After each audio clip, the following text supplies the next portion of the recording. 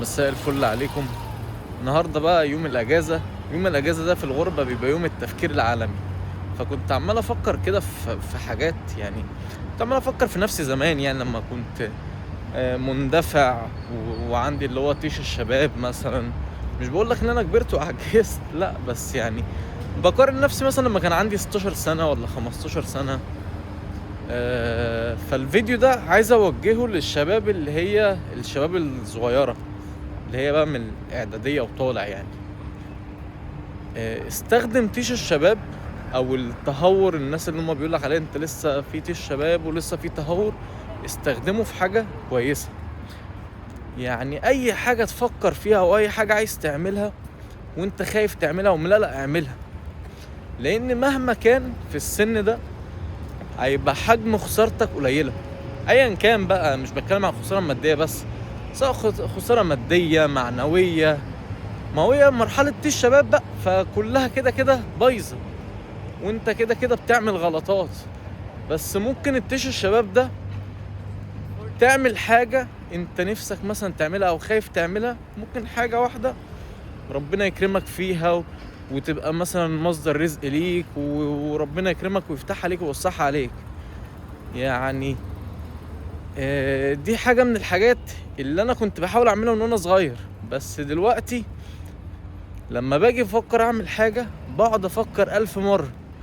وكل ما بتكبر كل ما بتزيد عليك المسؤوليات، فبتقعد تفكر 2000 مرة، مش 1000 مرة بس. وكل ما بتكبر كل ما بتخاف شوية، بتبقى جبان شوية.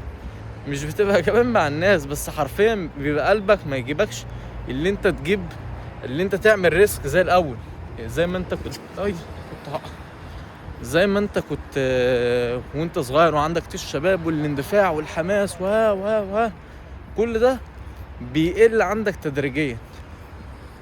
فحاول على قد ما تقدر، يعني الشباب الصغيرة كلها، استخدم طيش الشباب ده في حاجة كويسة ممكن تنفعك، ومن خلالها تبني بيها مستقبلك فيما بعد. وما تخليش حد اللي هو مثلا يعني يخوفك. اي حاجة لو جيت تقولها لأي حد هيقول لك لا يا عم ما تعملهاش. اي حد بيخاف عليك على فكره، مش شرط يكون يعني رايد لك حاجه وحشه او رايد لك شر او مش بيحب لك الخير. انا لما جيت اسافر كل اللي بيحبوني كانوا خايفين عليا، وكلهم كانوا بينصحوني ما تسافرش، هتعمل ايه؟ طب انت معكش ترخيص؟ طب انت معكش فلوس؟ طب انت، كلهم خايفين عليا، مش عايزين لي حاجه وحشه.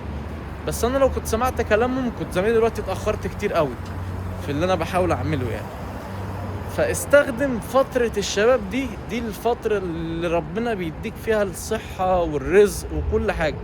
استخدمها، واستخدم التهور ده في الحاجة الصح، وربنا بإذن الله هيكرمك.